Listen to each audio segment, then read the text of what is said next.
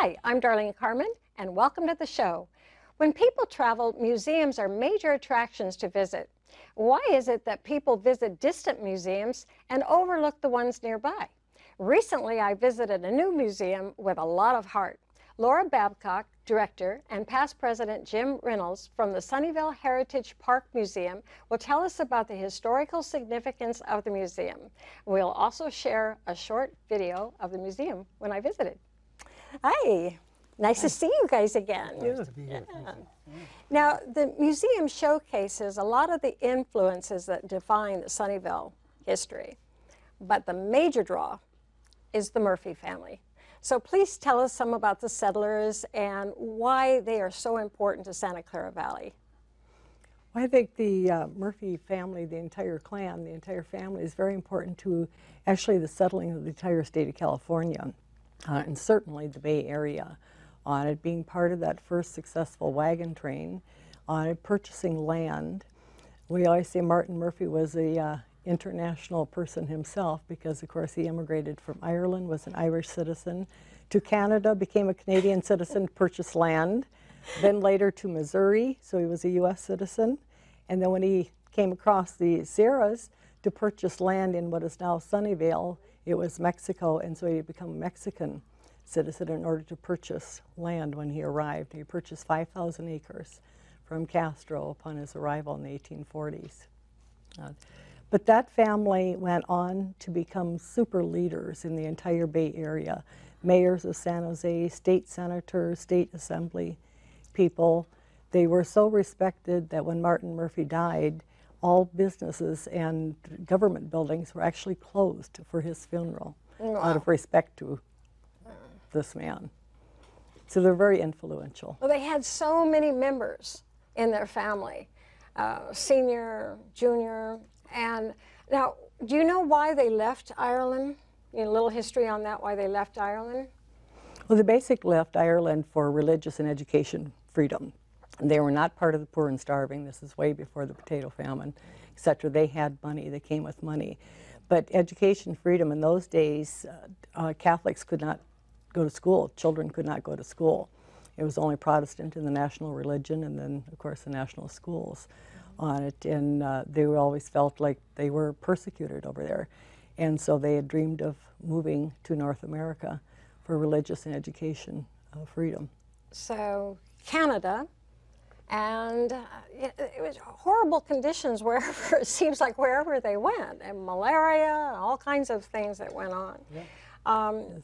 But when they came here, the whole family, there were so many of them, and they owned a lot of property everywhere. So we're talking about Sunnyvale, San Jose, Marin. Certainly Mountain View, and as Laura's pointed out, the Purisma Ranch in Los Altos Hills, which has become Los Altos Hills now, was a gift from Martin Murphy to his youngest daughter, Elizabeth, upon her wedding. So she was received Los Altos as a wedding gift. So lots and lots of property. Yep. And they helped bring the railroads here. Yes. Lawrence Station. The first railroad from San Jose to San Francisco and come out through Murphy Land, and in exchange Murphy asked for 2 depots, 2 stops.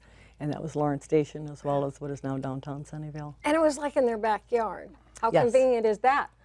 You know? Yes. It shows a change in timing, however, because the Murphys used to sit on the front porch of their place and look at the San Francisco Bay. When the trains went through, they started sitting on the back porch and watching the trains go by. And not yes. too many people want to do that these days. But that was a big deal back then to have that railroad going by. So just, you know, from my reading, I would say that Martin Jr.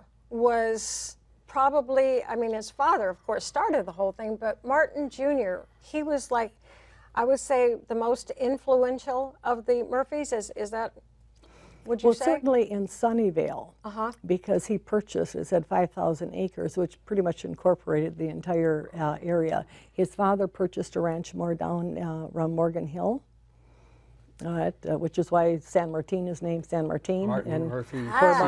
For Martin Sr. Yeah.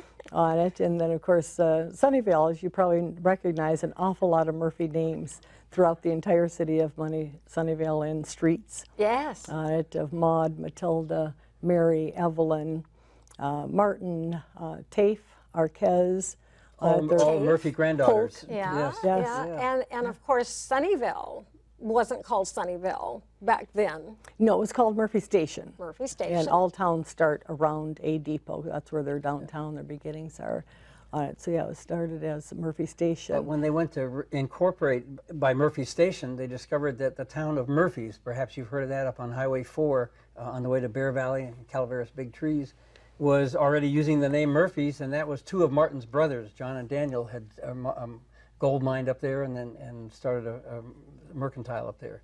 And so they had already used the name Murphy Station. So when they came to California, about 1844, were they the first wagon train to cross over the Sierra Nevada mountains? Were they the first? Indeed. They were indeed. They started from Council Bluffs, Iowa, and they were following a trail known as the Oregon Trail at that time. And they came to around about Pocatello, Idaho, whereupon 11 wagons from the Stevens, Townsend, Murphy party headed off into terra incognito. They were headed for California. They didn't quite know how they were going to get there. And so they actually were following the Humboldt River. If you've ever been over to Wells, Nevada, the Humboldt River follows Highway 80 all the way through there. And they were thinking, we're going downhill toward the ocean, we're on a river, what could possibly go wrong? What went wrong was the fact that the Humboldt River disappears in the Humboldt Sink right around Lovelock, Nevada. And they were searching around trying to figure out what they were going to do next. And they came back, sent out a searching party, came back with a Paiute Indian chief who greeted them in the Paiute Indian language using a word that sounded like Truckee. Perhaps you have heard of Truckee, California. And so forth. So it turned out for thousands of years, the Native Americans had been crossing the Sierra Nevada to do trading and drive cattle across and so forth. So Truckee knew how to guide them to that spot, and he was responsible for getting them up to the top of what we now know as Donner Lake and then through Donner Pass, old Highway 40 in that region. But the wagons, you know, how many wagons did we have? Well, they had 11 wagons, and it was November, the snow was coming down, they were fighting for their lives, literally, and they were able to get 5 wagons across, and the other 6 wagons were located at the top of Donner Lake. A man named Moses Schellenberger, one of the party, remained there, and they built a cabin there for Moses during the winter. And so he was rescued there in 1845 early, and they left the cabin behind, and that was the very cabin that the Donner Party found when they actually got stranded at the top. Oh, now you mentioned the Donner Party. Yeah. Maybe we should recap a little bit who the Donner people were, because maybe somebody doesn't know out there watching. The Donner people came. Well, as you know, the Donner Party, most people know that the Donner, we know anyway, that the Donner Party came in 1846, 2 years after the Murphy Stevens Townsend Murphy Party, and they are very famous. Yes. Nobody has ever heard of the Stevens Townsend Murphy Party. In our museum, we show a 6-minute preview of a PBS broadcast that we sell in the gift shop, but that is a broadcast that discusses the Stevens Townsend Murphy Party. Coincidentally, the Donner Party, as you know, lost some high percentage of their people to death. Yes. And we're not gonna say how. what we like to say in the museum is the Murphy Party left Council Bluffs, Iowa with 50 people. They arrived in California with 52 people, and that meant that 2 of those women knew they were going to have to give birth along the trail. It was just what you did. That's the way life went on. And, they need their own movie. I mean, you they know, do. absolutely. Absolutely. We have that in our PBS broadcast. Yeah. It is. Yeah. I love the story about Elizabeth Yuba Murphy. Yeah. So how did she get her nickname? Well, it's obviously not an Irish name. It's a Spanish name, and she got her name because of this. They crossed the top of the Sierra Nevada, and they were headed down on the western slope. And right about a place, if you're driving on Highway 80 up to Lake Tahoe, you will see an exit called Big Bend. Mm-hmm. Right at that exit, if you go over to the Yuba River, you'll find a plaque. And that plaque shows where Elizabeth Yuba Murphy was born. They formed a party of about 6 or 8 people, I guess, that stayed behind and formed a community around her in the snow camping, to give birth to this child. And they were rescued, and and a couple of months later, when the Martin Murphy came up from the valley and picked them all up, and at that time, the mother, Elizabeth, the mother, Mary Bolger Murphy, was holding this little baby in her arms. The horse stumbled, the kid went into the Yuba River. They pulled her out and dried her off and gave her the middle name of Yuba, which is why we talk about that story. Oh my gosh. Yeah. Yes, that's quite a story. Yeah. And well, all of their lives are fascinating, but for the limit of time, we can't go into. She's got more to her story. She was an interesting person. She was. But we actually have some video now that we'd like to watch, and then while we're watching that, you can tell us what people are going to see as they're watching the video when they go to visit the museum. So let's see the video. Okay. Here's what's coming into the entrance. The museum is actually located on the property of the Sunnyvale Community Center. And as you're coming into the entrance of it, the Historical Society moved an old turn-of-the-century little orchard barn, which you're seeing behind the tree there, for the use of taking care of the orchard that's on the property. And I have to say, it's one of the most serene places in all of Sunnyvale. It is. You come out of the hustle bustle of driving around, and you sit in that orchard and look at that beautiful museum. It is just very, very quiet. And now you'll see the museum. It's 8,500 square feet. And we built what we say a near replica of the original Murphy House. The original Murphy House, of course, was the first wood frame structure in all of the Bay Area. Prefabbed in Maine, on the East Coast, shipped around the Horn, put together here with leather straps and wooden pegs. And unfortunately, it lost its life in 1961 when the state and the county wanted Central Expressway put in there, and so the house was bulldozed. This is our beautiful entryway. You can see all kinds of very nice woodwork in there, and then our Really displays nice. are in the background. This is the Murphy family, and we have Martin Murphy down below, and we have Martin Murphy Jr. up above, and that's his family. And those children of his are the ones that produced, for instance, Elizabeth on the left produced Mary and Matilda, the names of Sunnyvale streets and so forth. This is kind of what the way we show the trip out west, and this is following the Oregon Trail, and it continues up till right about where the party splits off and heads off themselves down Highway 80 and towards California. And we have some really interesting views of what crossing the Sierra was like and what the rest of the trip was like. This is a small monitor where we show a 6-minute preview of that PBS broadcast I was telling you about. And the oil paintings are Martin Jr. on the left and Martin Sr. on the right. Those are original Andrew P. Hill oil paintings that were in the house, that were commissioned by the family during that time. And now entering into the parlor and dining room area. Candelabra, tables, like I said, the paintings out in there's of Patrick Murphy, if I remember correctly. The beautiful square grand piano that's coming up, and two of the daughters. The photograph on the right is Elizabeth Yuba Murphy. There she is. She's famous. Yeah. She is very famous now, or certainly amongst Falling into Sunnyvale the history. Sunnyvale history. But all of these items were rescued from the original house before it was bulldozed. There had been some small vandals, fires lit into it. We have a great collection of Murphy family pictures that they donated these pictures. It's like the family wall in each of our houses, and they're all there with ancient Murphy people, and they've all been captioned on the right-hand side. The piano itself was built in 1869, so we don't know whether it came around the Horn or whether on the newly opened railroad that had just opened in 1869. And of course you play the piano. That's very nice. Yes, it's restored and working order. Plays beautiful. And this again is all original to the Murphy house. Is the paintings of Martin Murphy the third and the other son of the other one. This is an interesting small artifact that's actually sort of like a report card from first graduating class of Sisters of Notre Dame. They got little medals for a necklace instead of a gold star like our children or grandchildren get these days.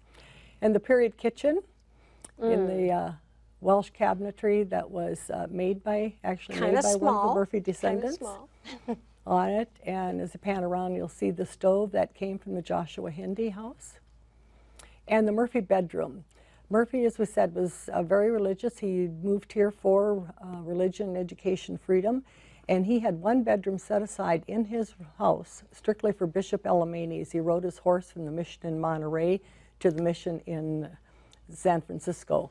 And that is the bishop's bedroom set. So we show here a little display about the canneries. The canneries were very fundamental in Sunnyvale history. There was the major industry from about 1890, about 1940.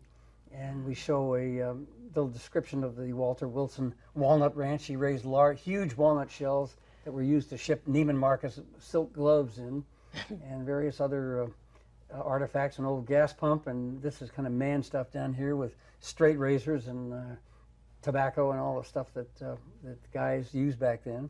And then the early incorporation of the city. The large photograph is actually taken on the Incorporation Day in April.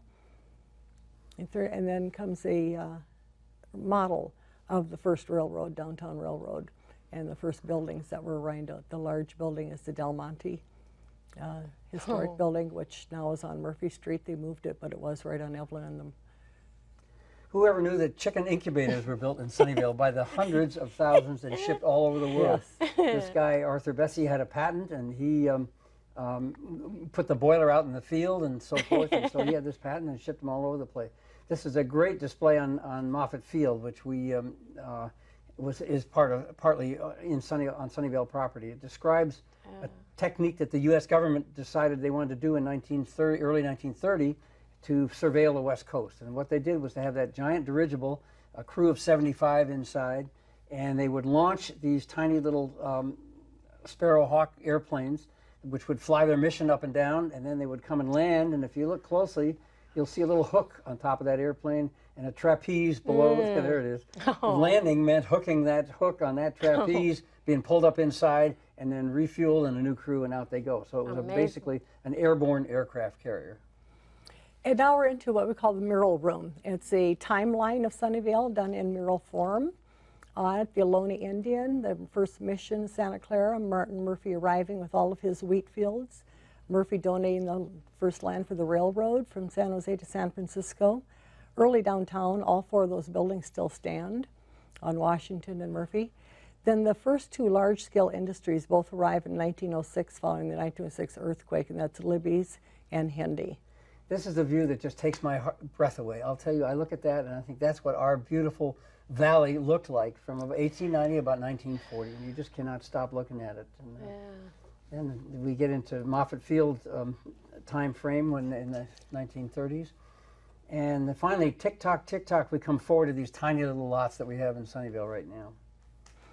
And this is the history of Lockheed. Lockheed and, of course, Hendy and Westinghouse, which is now north of Grumman, were very, very high-profile companies in Sunnyvale and some of the largest employers. And Lockheed, you could say, is either credited or blamed, depending upon your point of view, for the massive change from agricultural into industry. This is a tech wall we have upstairs. It kind of honors the technology that developed in our valley. And it is an unfinished project because we stopped it at 2010. But what we have is categories such as avionics, computation, computers, and other topics. And we have a timeline that goes across the top. And these little pocket displays show Palm Pilots and wafers and all the things that were developed here that you know, made our valley what it is today, which is many of those have videos in for details as well. Yeah. This is also your event room. You have a lot of things going on in there. We'll talk a little bit about that later. And this is a room that was set aside strictly for rotating exhibits. And so everything that's in this room is totally changed out every 3 to 4 months throughout the year. Now you're downstairs into the famous gift shop, as we would like to say. All good tours end in the gift shop, right? That's Absolutely. The best and most unique gift shop that you'll find in museums. Yeah. Well, it's full of goodies. Yes. It definitely is. I really enjoyed this book that I read, Martin Murphy Family Saga by Marjorie Pierce. It's very, very detailed. We couldn't possibly cover all of the information about the family, but you have a lot of fine books in there besides that one. And then also, I found this necklace, so I was very happy to find this on my first time there. So we had to go fast, I know. Is there anything you wanted to elaborate on the video that went by so fast? Is there something else you'd like to say about it? I'll tell you one thing about the museum I'd like to elaborate on. Sure. And that is that I'm a newcomer to the museum. I was recruited as a docent in 2008, the day that beautiful building opened. People like Laura have been with the Historical Society for years and years and years. But as a newcomer, I came in, and what I discovered is that it's an all-volunteer organization. The people are there because they want to be there, and it is a marvelous place to work. There's no agendas, no nothing. People are in there drawn by history, drawn by friendship with one another, and drawn because they want to be there. And it's a wonderful place to be. And you can sense that the minute you walk in the door. I believe you may have. And, well, that's why I said it has a lot of heart. I sense that right away. Yes. Now, one of the events, you have a lot of things going on in that event room, which also have the timeline, but something's very popular is your formal Victorian tea. So what do you have for your subject coming up, your theme, and when is it? The spring tea is vintage brides and their attendants. And the teas, we hold them twice a year, and the Christmas time is always a Victorian tea. And this spring one will also include a fashion show of 100-year-old brides and their attendants, and mother of the groom and mother of the bride, etc. And we've had themed ones in the spring, other times too. We've done presidential wives, where we did an introduction and a fashion show, and in character of the president's wives. We did another one when the butcher's family sold their land. Their family, for some reason, actually kept their articles of clothing, or at least their favorite ones, or the high-end ones, over a period of 100 years. And we did a fashion show of just But this one coming up, this is April... It's April 29 and 30. So it's 2 days. People only go to 1 day, right? Because you have so many people, you have to, right? Yes. And it's a fundraiser, and people can check the website for details. Yes. But it's just where you get to dress up, and I saw pictures of the food items, and quite nice. I wonder, you know, it's probably catered from... That's one of the benefits of hosting a tea in a museum. You actually do drink your tea out of an antique porcelain teacup, and you stir it with an antique real silver spoon. Yes. Very nice. Having tea in a museum. And it's just a lovely, lovely setting. And of course, the room just takes 2 different decorations throughout the seasons. I've heard good things about this.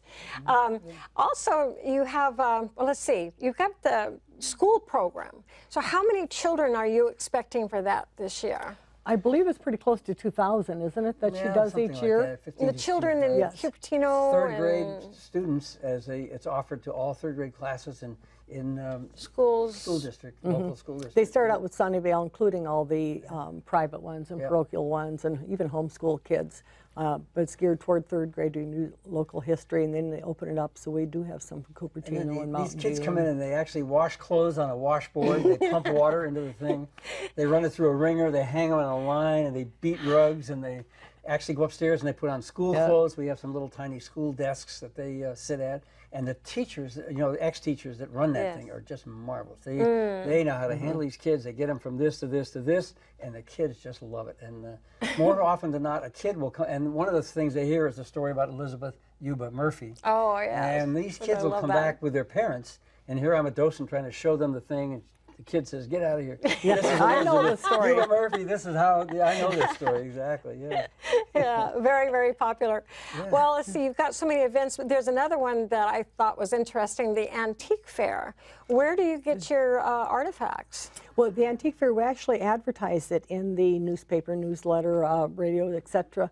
on it, and it's all individual people that have their own antiques or have inherited from grandma, and they want to know what's its value, or know the history of it, or it's something they think may have a lot of value when they bought it at a garage sale for $5. So we have professional appraisers come down, and we invite people to come in and contribute to the museum and present their items to be appraised by... And they actually get a appraisal of whatever it is they brought. We bring in experts from jewelry and porcelain and decorative arts and fine arts and Asian arts. And it's a great event. It really it's a nice community event. People came from quite a distance. And I believe that this is in the fall sometime? The late fall. We've done it the last 2... August or something like that. One of them was. Is it around the same time each time? Or, and you have that once a year? The August, September one, we've done it for the last 2 years or 3 years on it, and we're not sure we're going to do it this year, but we may do a partial one along with an Author's Day. We try to do a large community event each year, and then of course in 2012 we did the city centennial. We hosted the entire centennial celebration for the city. Wow. Up to 8,000 people each day. So your exhibiting room that you rotate, what's coming up?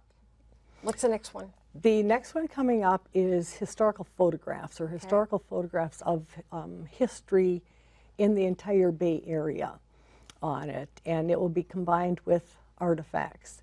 And this particular artist, Gabriel Ibarra, he's quite well known. He's exhibited in other art galleries around here. And say he exhibits a photograph of apricots drying out in through the orchards. We would actually mount that on an original drying rack.